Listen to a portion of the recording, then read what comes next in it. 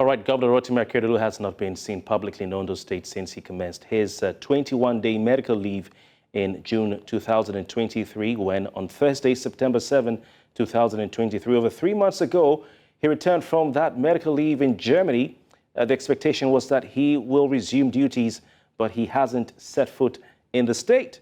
He is assumed to be governing since he returned, though his aides insist that he is fit and is performing the functions of governor. Well, Omoyele Sowore, a Nigerian activist and politician, he was presidential candidate in the 2023 elections. He's from Ondo State and he's an indigent. He called for a town hall meeting. He tagged Akeredolu must resign. But the town hall, or protest, whichever it is, met a roadblock when the palace of the Deji of Akure cancelled the booking of its hall by Sowore for that town hall meeting. Now, Sowore himself is questioning the U-turn by the Deji's palace, and officials of the paramount ruler's palace are accusing him, on the other hand, of not revealing in their words the motive of the usage of the Akure town hall. Well, aren't town halls meant for town hall meetings? The Deji's palace officials have also asked Omoyele Sowore for his bank account details so they can make a refund of the money that he paid for the use of the Akure town hall. Tonight, he joins us on Politics HQ, and maybe he can avail us of his bank account details so that we can transfer it to the Deji's officials. Sowore, it's good to have you, comrade. Thanks for your time on the program. Thank you very much for bringing me. Can we serve as middlemen to transmit your bank account details to the officials of the Deji of Akure's palace? No, I'm not asking for a refund. I'm not going to accept a refund. The Deji of Akure has entered into a contractual agreement with me to allow us use the hall on that day. We've paid the deposit of 100,000, and if he doesn't want to receive the rest, that's the problem of the palace and the management of the hall. There's nothing personal about it. We are going to enforce that contract to the fullest. We'll use the hall, and I should say that maybe the Deji is going to invite us to his palace, because that's the reason palaces are built in Yoruba land anyways, is for town hall meetings. All right. What are the reasons, Sowore, for your interest in the Ondo State governorship discussion? I mean, we didn't see this coming. We're used to you talking about national issues, be it revolution now, take back your country, or take it back movement. This is a bit different. Why are you interested in Ondo State? No, actually, I've been interested in all the states of the Federation. Before the case of Ondo State happened, you are aware of the 2010 crisis with Yaradua. I championed that from a point of the diaspora, and then I was actively a publisher of Sahara Reporters, writing actively and obtaining information about that particular political crisis. When it happened in Taraba, I also championed that course, and that was Taraba State. I'd only been to Taraba State twice. So I don't want anybody to think that, oh, this has to do with me coming from Ondo State. No, it's just the nature of our movement and my person to fight oppression and injustice wherever it happens across the country, and in some cases across the world. So it's nothing new at all. Interesting. So injustice to one is injustice to all. I remember it was your platform, Sahara Reporters, who first broke the news that the president had passed on and his body had arrived the country. I quite remember you told me that story before the election. You're said to have alleged that the state security services pressured the palace of the Deji of Akure to withdraw the approval granted to the organizers of that town hall meeting, because that's what they said in their statement. How did you get that information? The palace says that they were never pressured. So it's their word versus yours. How did you get the information that the SSS? Well, after I told them that I wanted to use the hall, I made a deposit. And the next day, I spoke directly to the chief press secretary to the Deji of Akure, who said he was going to meet the Deji to see if the Deji, for two reasons. I was actually asking if the Deji could even attend the town hall meeting, because we're operating in his own domain and kingdom. And secondly, we were asking if we could get a discount. And he said he's going to tell the DG this is probably good. I'm talking about this same guy that signed the press release you're talking about. And then next, I heard from another member of DG staff that the DSS came and woke Deji up with the delegation and said, you better return Sowore's money, because otherwise you'll be in trouble. So it was the DSS that eventually forced them to go and write that letter to me. I'd already put it out, even out on Twitter, that they had pressured Deji. So there's no question about it. Nobody knows the DSS more than I do in this country. I've been in their detention for a long time, so I have sources, several within this DSS, who give me information. Even before I was detained, getting information was never my problem in this country. Interesting. Highly classified information, so and you know this. All right, all right. In a statement, let's stay with that statement by the palace of the DG for a moment. The palace said, quote, for the avoidance of doubt and to save for the unsuspecting public, the withdrawal of the approval earlier granted by the DG's Palace Property Committee, that's the committee that oversees the properties of the DG, which is saddled with the responsibility of managing the facility, that's the Akure townhall, was sequel to the fact that the request for the usage of the facility was done under a pretentious manner, which conceals the real motive of the usage of the hall, end of quote. That's the DG's press spokesperson. So what's your take on this, that there was a concealment of the purpose, the real motive for the use of the hall? So just so that you won't be in doubt, after I had a conversation then to hire the hall, I paid from my personal account.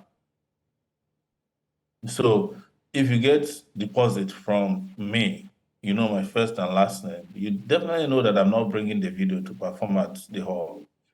It's a political, I've been tweeting about this, there's lots of media reporting about the intention to hold a town hall meeting in Akure. So it is blatant lie, and this is why I asked a lawyer to get involved in the matter, to look at how we can deal with the slanderous part of that press release. That was very, very dishonest of them, and I will not we're not taking it lightly. That's why we're encouraging them to open the hall for use on that day. So but they're saying you did not give them a full disclosure. You did not tell them what you were using that hall for. When I contacted them to use the hall, what did I tell them? I told them I want to use it for a town hall meeting. What sort of town hall, Sowore? What sort of did you tell them that it was a protest against the state government? Because that is on another level. Definitely. I have no reason to hide my intentions. This is what I do. This is what I've been doing for 35 years. I mean, some 30-something years in this country, fighting against power. Why would I hide my intention? What is the big deal in fighting the government? I mean, a state government when I fight the president of the country from time to time on matters that are important and germane to the existence of democracy in the country. I'm a pro-democracy campaigner. I have used the hall before to campaign in 2018. So why would I not disclose to them? They didn't know who I am. I spoke directly with the secretary. The chief press secretary to Deji, and told them I told him I would like the Deji to attend even the meeting. It was at the point that he was saying that I have to make full payment so that there won't be problem. That I said, well, I'm ready, but go and tell the Deji that we would like to invite him. And he said he also wants to tell the Deji to see if he can give us a discount. So that was an afterthought. I see. So you spoke to the DG himself about this town hall meetings protest? I did not speak with Deji directly. In fact, I never knew the Deji of Akure, who was in charge of the Akure town hall. When I was paying the money, it says Akure development, it's something Akure development. And I stated in the section where you disclosed that this is payment for a town hall. I mean, I said it's payment for your hall based on our capacity. Because we never made a written application, it was verbal. Okay, but in your verbal conversation, did you, because if you wrote on the form. Of course. Yeah. Of course, I told them in the verbal, before I paid the deposit, I made it clear to them what it was going to be used for. Okay. Is the reason I did not take it back to pay for it, because they would have lied. I anticipated this. That's why I used my own personal account to pay for the deposit. so that nobody will say, oh, we didn't know it was Sowore that's coming. I'm used to this. No, This was but on the form, what did you write when they said purpose of the there hold? there was no form. There was no form. It was a verbal conversation. Okay. I made an electronic transfer to them a day before.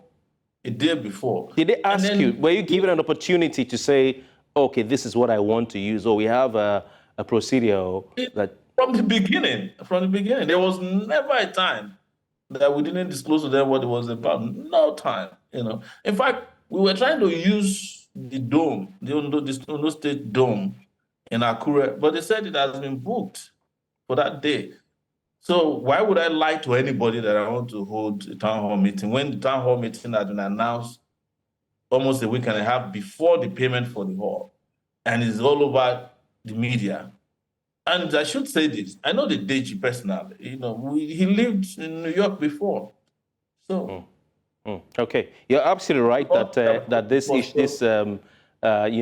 protest has been all over the media. Well, today a statement issued and signed by, let's look at the issue, the reason for the protest. A statement issued and signed by the governor's chief press secretary, I'm sure you've seen the news already, Richard Olatunde, said that Governor Rotimi Akeredolu is expected to proceed on another medical leave, this time on Wednesday, September 13, that's tomorrow, 2023, as a follow-up to his medical treatment that he's been undergoing. Our thoughts are with him. But in his absence, the statement says that the Deputy Governor, Honorable Lucky Orimisan Ayedatiwa, is to assume the responsibilities of the governor in an acting capacity. Does this therefore mean that a protest has been overtaken by events? No. And this is the reason. The transfer of power to the Deputy Governor cannot be carried out by a person who is incapacitated. As I'm speaking with you, the House of Assembly in Ondo State have been meeting in the last 6 hours. They haven't received the letter because I think they're expecting, one of them told me that the son of the Ondo State's governor went to Lagos to go and shop for the letter. Maybe they are looking for a place to forge another signature and in Oluwole in Lagos. I don't know. But definitely, they haven't transmitted that letter. And it is because they have realized that there is a case of forgery relating to the activity since the governor returned to the country, according to them. But the most important logical thing to say here is that how can you proceed on leave when you have not returned from the first leave? Does that make sense? And who is going to sign the letter when the governor is incapacitated? They are just trying to sketch around the proper resolution of the issue, and that's why we are going ahead with our protest on Saturday. And the resolution is simple. Invoke the doctrine of necessity, at the minimum. And this happens whenever the governor or the president is incapable of taking a decision as simple as even signing a resignation letter. In this case, that is what is happening with Akeredolu. All right, but Omoyele Sowore, what's your proof? Because right now, as it stands, we do not have any proof that Governor Rotimi Akeredolu is incapacitated as constitutionally provided for. And I want us to look at section 189 of the Constitution of the Federal Republic of Nigeria, which is very clear. It talks about the governor or deputy governor ceasing to hold office. We know everything it says. It says if by resolution of, you can see it on the screen, passed by 2/3 majority of all members of the Executive Council of the state, it is declared that the governor or deputy governor is incapable of discharging the functions of his office, and B, the declaration in paragraph A, that's above, of this subsection is verified after such medical examination as may be necessary by medical panel established under subsection 4 of this section in its report by the Speaker of the House of Assembly. So there has to be a resolution, you can see on your screen, passed by 2/3 majority of all members of the Executive Council of the state. That's number one, to declare that the governor or deputy, the governor is incapable. Number two, that it is verified by medical examination conducted by a medical panel established by the House of Assembly. And then a report by that medical panel sent to the Speaker of the House of Assembly, as you can see on your screen. So it's quite documented and quite clear what section 189, subsection 1 and 2 says, subsection 2 says, when or where the medical panel certifies in its report that, in its opinion, the governor or deputy governor is suffering from such infirmity of body or mind as renders him permanently incapable of discharging the functions of his office, a notice thereof signed by the Speaker of the House of Assembly shall be published in the official gazette of the government of the state. So I think it could be argued that at this point, it is premature to say that Rotimi Akeredolu, SAN, is incapacitated. Sure. You are reading the constitution that has been torn into shreds by those who are complicit in all this. The speaker is complicit. The family of the governor is complicit. These guys have been in court for several months now, partly to ensure that what is supposed to be rightly done is not done. So this is the reason why it didn't work in Yaradua's case. And a doctrine of necessity was invoked at that time. If you go by this, we have passed this stage.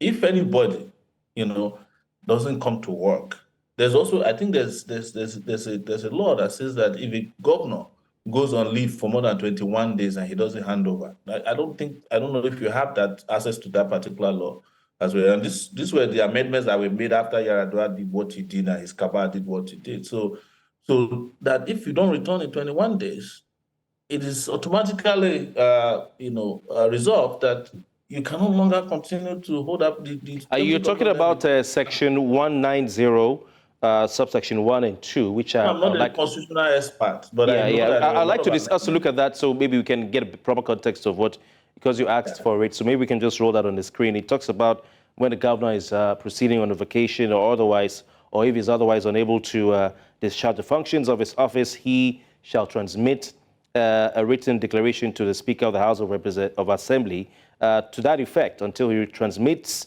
to the Speaker of the House of Assembly a written declaration to the contrary. The Deputy Governor shall perform the functions of the Governor as acting Governor. That's section 190, sub 1 of the Constitution of the Federal Republic of Nigeria, 1999 as amended. So is that what you're referring to, sir? Yes. And in this case, he has not done that. When he did that, he didn't return in 21 days. And when he returned, he never went back to work. He returned in September. This is December. He hasn't stepped foot into his office. Even in the Yaradua's case, when they finished with all the shenanigans, they still brought Yaradua to the presidential villa to have some kind of kangaroo official resumption. In our own case in Ondo State, the governor never returned from the first leave. He never returned back to work. Yeah. How can you go leave when you have not returned back from the first leave?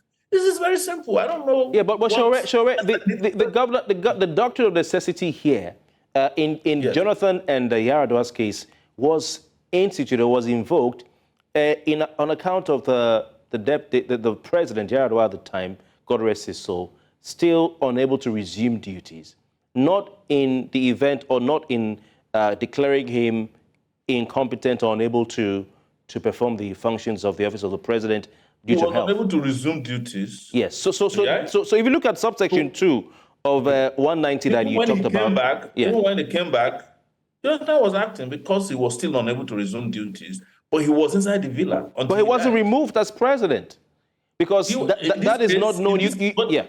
No. He wasn't removed as president, but he wasn't returned as president until he died. Yeah, but doctrine of necessity, if you look at, you raised it up. Let's go to section 190 again, please. I want our listeners to follow what you were talking about. Subsection 2, we can show that on our screen, which says that in the event that the governor is unable or fails to transmit the written declaration mentioned in subsection 1 of this section within 21 days, that's what you were talking about, the House of Assembly shall, by a resolution made by a simple majority of the vote of the House, mandate the Deputy Governor to perform the functions of the office of the Governor as acting Governor until the Governor transmits a letter to the Speaker that he is now available to resume functions as Governor. So, and we are saying the same thing. And in this case, I'm saying that this is even worse because the Governor supposedly returned back to work in September, but he didn't go to work. He has not performed there. We have not seen him in Ondo State.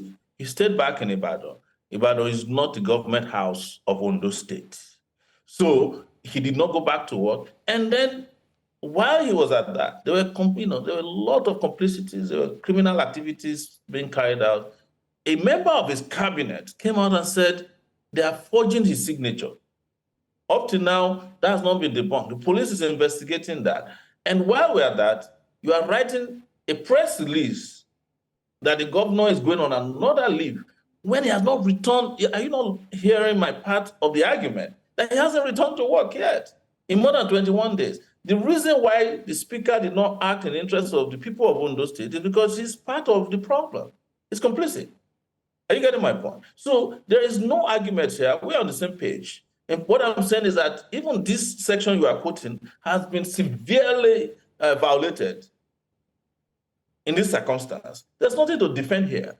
The Constitution here has been shredded into pieces by the Speaker of the House and all the actors involved in this matter. And I say it here that the House of Assembly in Ondo State should be ashamed of itself. Every member, I should hope that the people of Ondo State will teach them a lesson by recalling each and every one of them who is involved in this rubbish. All right. I want to refer to an article because if you want to talk about 2010, we have to put it in proper context.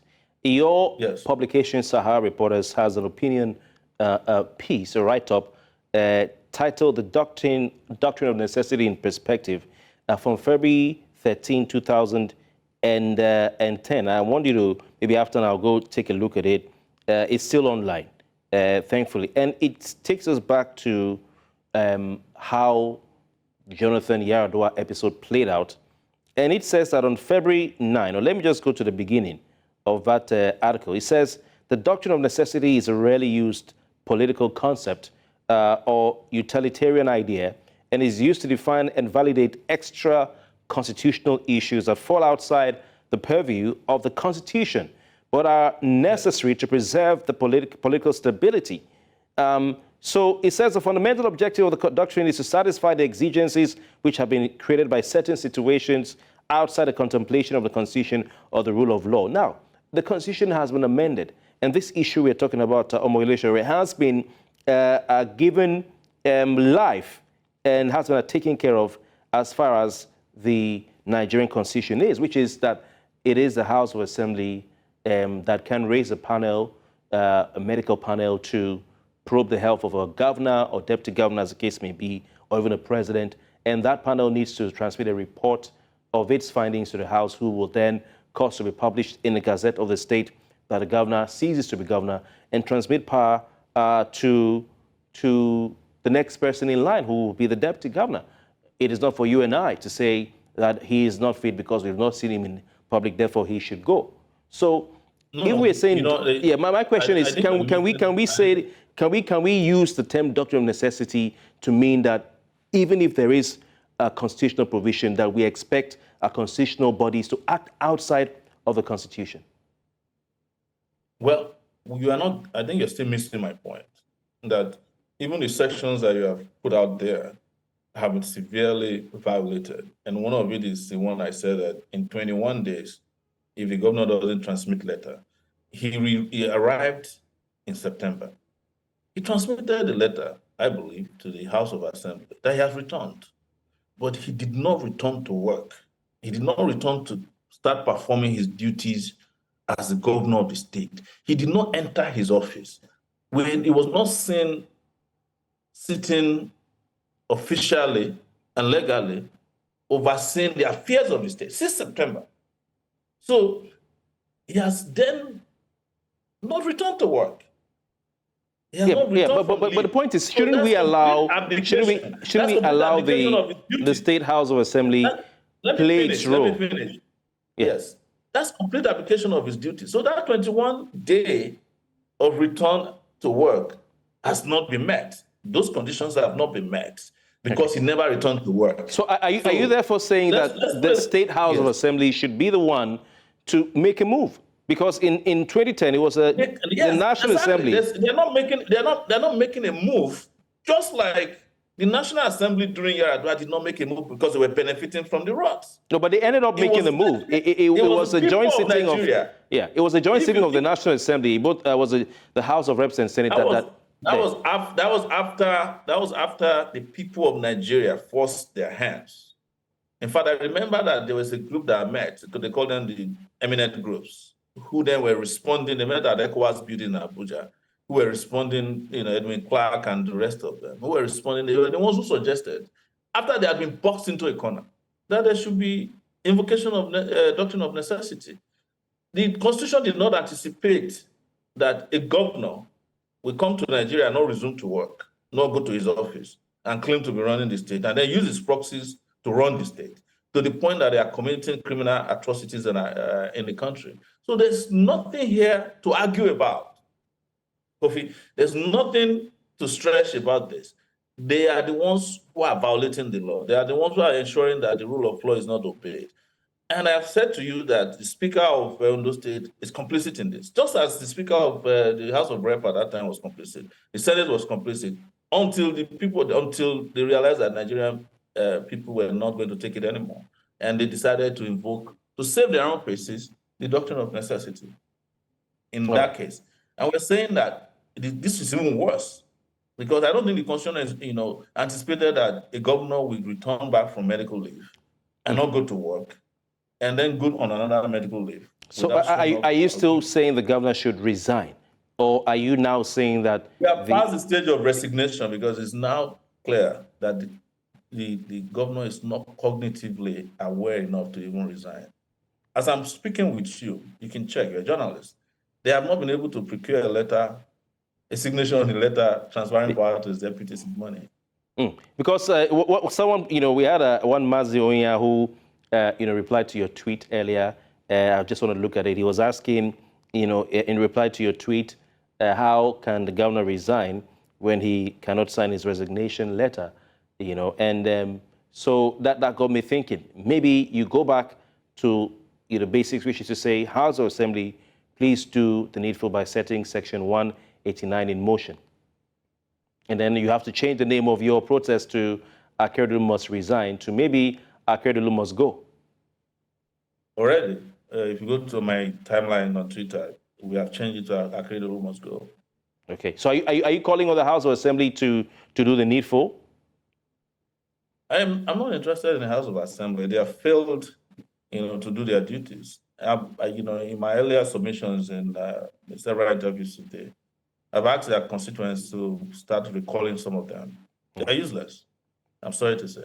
All right. Apart from the commissioner in Ondo State who blew or sounded the alarm in a letter he wrote to the Deputy Governor, Obe, this is his name, senior advocate, talking about the signature forging issue, senior advocate of Nigeria, Kaide Ajulo, was the first who made that allegation on a television program that a governor's signature is being forged. Would you want to see more Nigerians, especially those who are of Ondo stock, speak up and take action regarding this issue? It's not an Ondo issue. It's a national embarrassment. We want everybody, every person of good conscience, to speak up on the matter. And I'm glad that a lot of people have been speaking up. When we go to Ondo on Saturday, I have people who are not from Ondo State who are signed up to attend our rally and our town hall meetings. And they're not from Ondo State, because they knew where we stood when it happened in Taraba, when it happened in Nigeria. I think there was even a state, was it Enugu State, where their governor also disappeared for a while. We took up the matter until the governor was forced to come out in London and say he's been treating himself for cancer, and eventually returned back to work. So this is unacceptable. And in those cases, we were active. So it's not an Ondo matter. This is, a breach of, the Constitution. Not my Constitution, their own 1999 Constitution. Interesting. And to underscore this, Akeredolu himself, when he was president of Nigerian Bar Association, made a call on Yar'Adua to step down. When he was president of the Nigerian Bar Association. I saw you put a screenshot of that on your timeline. It was quite interesting. Yes, it talked about practice what you preach. Power and want to take power to his grave. Well, some have argued that, this is a matter of not even about Ondo State, but about what is best for Akeredolu, that his family, his minders should think about his health first and allow the man rest. Let's keep him away from all of this. But let's look at the forging of signature for a moment. Do you think that the allegations of the forging of the governor's signature should just go beyond mere allegations, that some government organization, someone should investigate this allegation, because it's quite serious? If you agree, yes. That DSS is investigating that, but I don't think the DSS should be allowed to investigate. DSS is not an investigative unit of the Nigerian security. It should be done by the police. But if you ask the police to do it, it's as good as saying don't get it done. If you ask the DSS to do, because they're all complicit, they're all benefiting from this nonsense. They're all they're able to draw votes. I mean, over 7.9 billion naira has been spent on security votes. I imagine that goes to all the security agencies. So they're having a great time, just like they were during the Yar'Adua's time. It's interesting you said DSS is not an investigative body, because, I mean, I'm sure they've investigated you, they've incarcerated you as well before. I mean, I personally also, I've been picked up twice by the DSS. And they've presented any evidence in court. I know them. I know that they're incapable of investigating. Right. Okay. They're just a tool in the hands of political power holders in the country to suppress dissent. That's all the DSS is.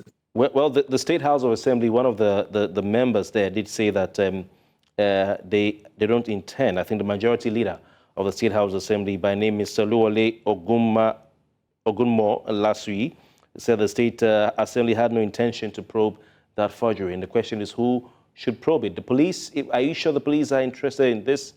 I'm saying that it's a criminal matter, and it falls under the purview of the police to actually carry out the investigation. By now, there should have been arrests.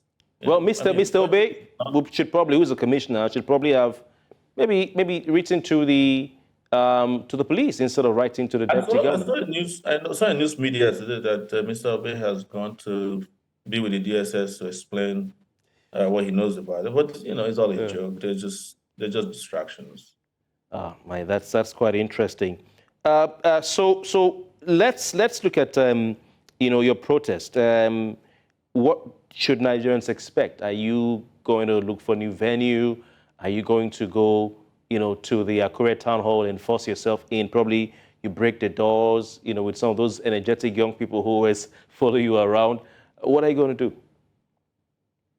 I don't believe in violence, and you know that. So breaking into a town hall or a hall is not what I would do. But there's a way we can hold a town hall meeting in that place, and I'm not going to disclose to you. So. You will hold the town hall at the same venue? Yes. Just don't worry. How do you intend getting in? Bearing in mind the fact that they're saying that. I invite you to cover it. Just send your reporter over.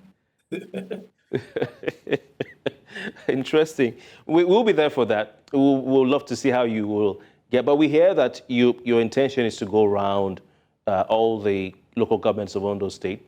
Tell us more about that. We have now expanded the protest to happen in as many local governments as possible, towns, cities, in Ondo State. So, and that plan has been activated. So, I may not be able to go around, but definitely there will be activities around the states, starting from Saturday. It's just the beginning of it. Saturday is the beginning of it until this issue is justicably or justifiably resolved. All right. Now that the deputy governor has been, we're waiting for that letter to be transmitted. You've alleged that the governor's son is shopping for signatures, an allegation in Lagos. But how do you think this will pan out? Because the deputy governor has been at loggerheads, or the House of Assembly and the deputy governor have had a cold relation. How will it work? Because, I mean, even in previous weeks, the deputy governor has found it difficult. I'll make it clear. This has nothing to do with the internal politics of the state. I'm not interested in, I don't know the deputy governor. I've only met him once, casually, at a hall. That's Kaudia Julo's event in Abuja, I think 2 weeks ago. So I don't know him. Just like I didn't meet Jonathan before we fought for him against Yar'Adua. And I've not met Jonathan until today. I've not met him in person. So this doesn't matter. I'm not interested in I'm not interested in their family affair. We just want things to be done the right way. All right. How do you see this whole situation affecting? Yes. Some 5 million people deserve better. All right. And that's what. Talking about Ondo State and the 5 million people who deserve better, how do you see all this affecting the forthcoming governorship election in Ondo State? If you ask me when the governorship election we're holding on to, I'll tell you, I'm sorry, I don't even know the date. I've mostly done national politics, paid attention more to national politics, but I know it will be sometimes next year. And I think part of the reason why all these shenanigans are, going the way they are is because of the elections. Some of the people who are interested in the election who want to contest are the ones making it very complicated. So they just want to ensure that there's no room for anybody to have. They love chaos. They thrive in chaos and lawlessness. And that's why you see this. Otherwise, we shouldn't be talking about this. This issue is so simple.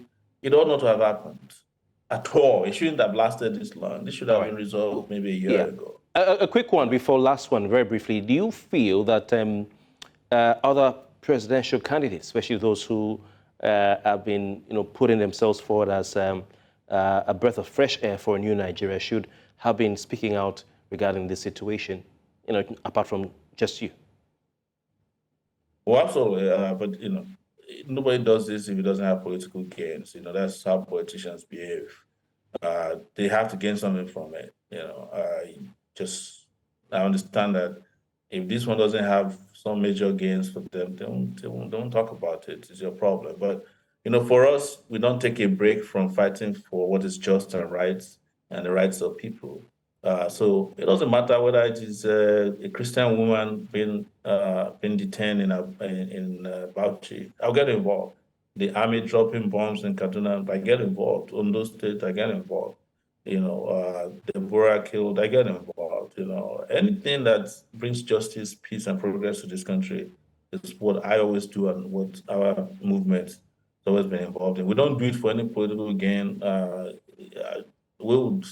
If it was for political gain, we would go for the easy ones, Right. We don't go. Omoyele Sowore, leader of the Take It Back movement, also presidential candidate of the African Action Congress in the 2023 presidential elections. Thank you so much for your time. And we'll be monitoring, hopefully we get someone to crew down to Akure to see how you intend to get into the Akure town hall, despite the wishes of the Deji of Akure. But you have to fortify yourself before you go there. Thank you very much for your time. Thank you. Thank you for having me.